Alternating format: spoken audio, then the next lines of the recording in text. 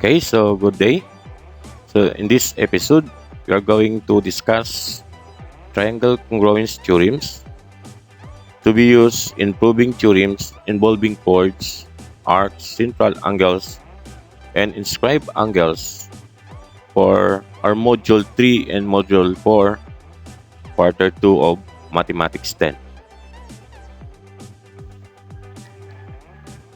Okay, so our first triangle congruence theorem is the SSS, or the side-side-side triangle congruence theorem. So we have given triangle ABC and triangle PQR. So we can name each triangle using the vertices. So the first triangle can be named as ABC, or triangle ACB, or triangle BAC. The same also with the second triangle. So this is the side-side-side triangle congruence theorem. So if the measure of line segment AB is congruent to line segment PQ, and the measure of line segment CB is also congruent to line segment RQ, and line segment AC is congruent to line segment PR, then triangle ABC is congruent to triangle PQR by SSS congruence theorem. So it says that if three sides of one triangle are congruent to the three sides of another triangle, then the two triangles are congruent. So always remember that corresponding parts of congruent triangles are congruent, or we have this acronym CPC-TC.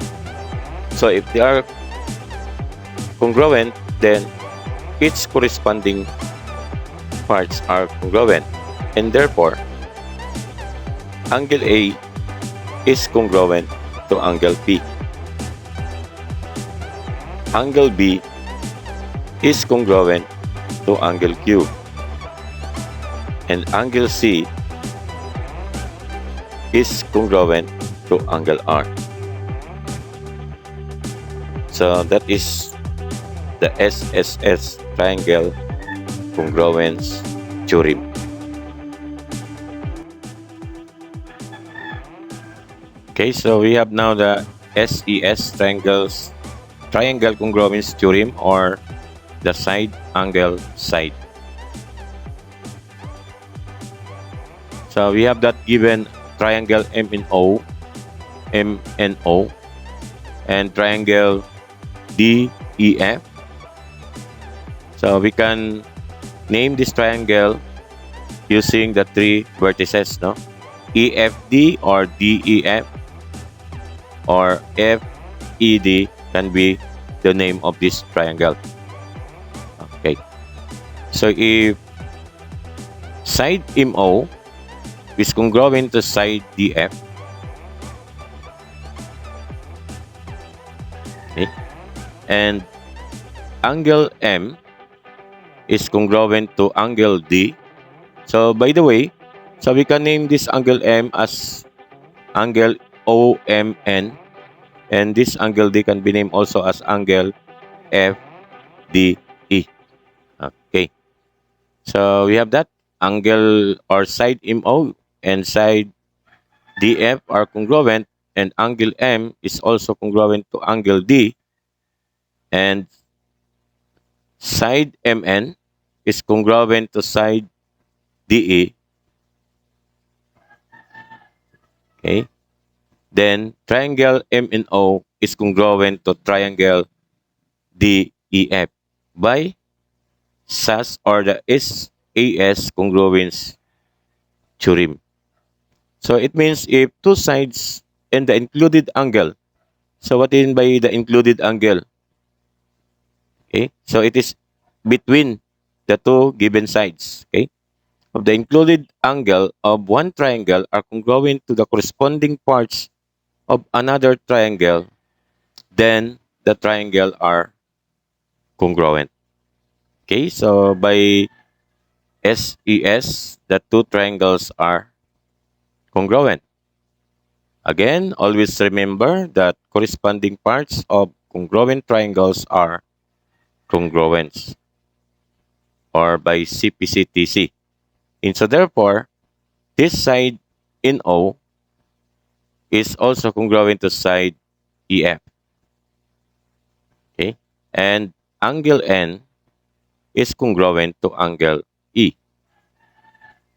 And angle O is also congruent to angle F. And that is the side angle side triangle congruence theorem. Okay? So next. So we have another triangle congruence. We have that ASA or the angle side angle triangle congruence theorem. Okay, so we have that given triangle KLM, and triangle BOP. So if angle K is congruent to angle B, and we have side KL is congruent to side BO, and angle L is congruent to angle O, then triangle KLM is congruent to triangle BOP by ESA or ASA congruence theorem. So if the two angles of and the included side, okay, the two angles and the included side, so the side between the two angles, okay, of one triangle are congruent to the corresponding parts of another triangle, then the triangles are congruent. Okay. So and again, always remember that corresponding parts of congruent triangles are congruent or CPCTC. And so therefore, this side KM is congruent to side BP. Okay? And angle M is congruent to angle P. And the side LM is congruent to side OP. That is angle side angle congruence theorem. So next is the AES or angle side triangle congruence theorem. So we have that given triangle GSC and triangle LUB. Okay. So angle side. So if angle G is congruent to angle L and angle S is congruent to angle U and side GC is congruent to side LB, then triangle GSC is congruent to triangle LUB by AAS congruence theorem. So it says that if two triangles in the non-included side of one triangle are congruent to the corresponding parts of another triangle, then the triangles are congruent. Again, always remember the CPCTC. So if triangle GSC is congruent to triangle LUB, and so therefore this side GS is also congruent to side LU. And angle C is congruent to angle B. And side CS is also congruent to side UB. Okay, that is angle side triangle congruence theorem. Okay, so we have this another two triangles. So these two triangles are right triangles. So we have this theorem, the HL or the hypotenuse leg right triangle congruence theorem. So we can apply this theorem only if the given triangle is, of course, right triangle. So if this is a right triangle, and so therefore, angle S and angle O are right angles.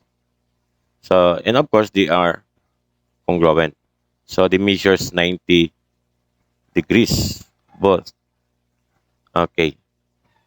So if triangle SUB is right angle and triangle DOH is also right triangle, and the side VU and side DH are called the hypotenuse or the longest side of right triangle, and if they are congruent and one of its leg, side VS and side HO are also congruent, then the triangle SUB is congruent to triangle ODH or by HL or HYL congruence theorem.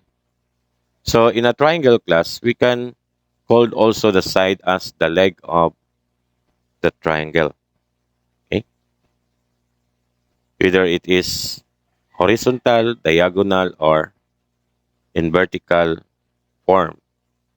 So any of the side of the right triangle can be called leg. Okay? And so therefore, if the hypotenuse and leg of one right triangles right triangle are congruent to the corresponding parts of another right triangle, then the two right triangles are congruent. So again, by CPCTC, and so therefore, if triangle SUB is congruent to triangle ODH by CPCTC, then side SU is also congruent to side DO. And angle U is congruent to angle D. And angle V is also congruent to angle H. So they are corresponding parts of the right triangle. So if this is your right triangle, we have angle S. The corresponding parts is angle O. Okay? And the corresponding parts of angle U is angle D. Corresponding parts of angle V is angle H. Okay, so that's our our theorems or triangle congruence theorems to be used in proving theorems on chords, radius, and angles inscribed, whether it's inscribed or central angles theorems.